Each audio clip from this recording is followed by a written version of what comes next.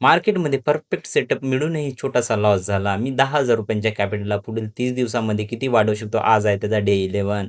आज मी market analysis केलं, तेव्हा 30 मिनिटाच्या टाईम फ्रेमवर एक 24,250 च्या लेव्हलवर एक व्हॉल्यूम इम्बॅलन्स होता, ज्याला आपण एक स्ट्राँग पी-ओ-आय म्हणू शकतो. म्हणजेच माझा आजचा व्ह्यू पूर्णपणे बुलिश होता आणि फक्त एक बाय साइड एंट्री घ्यायची. मी जेव्हा 5 मिनिटाच्या टाईम फ्रेमवर शिफ्ट झालो, तेव्हा तिथे सलग 2 बुलिश कॅन्डल दिसल्या. मी लगेच फिबोनाची टूल लावला आणि 50% एरिया मार्क केला. मार्केटने अगदी तिथंच रिजेक्शन देऊन एक स्ट्राँग ऑर्डर ब्लॉक बनवला. त्यानंतर मी 1 मिनिटाच्या टाईम फ्रेमवर हा झोन रिफाईन करून एंट्रीची वाट पाहू लागलो.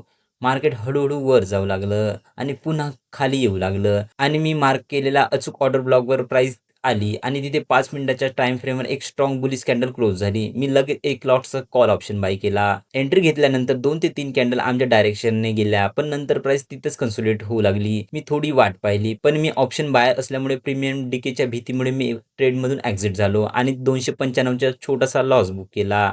या ट्रेडमुळे आजचे आमचे कॅपिटल 10,294 वरून 9,999 वर आले आहे. आजच्या ट्रेडमधून हीच शिकवण मिळाली, की सेटअप कितीही परफेक्ट असला तरी मार्केटमध्ये कधी-कधी साइड वेटच्या मूव्हमेंटमुळे एक्झिट करावा लागतो, जेणेकरून मोठा लॉस टाळता येतो. असाच रिअल ट्रेडिंग नॉलेज आणि 30 दिवसांचा प्रवास पाहण्यासाठी आम्हाला नक्की फॉलो आणि सबस्क्राईब करा.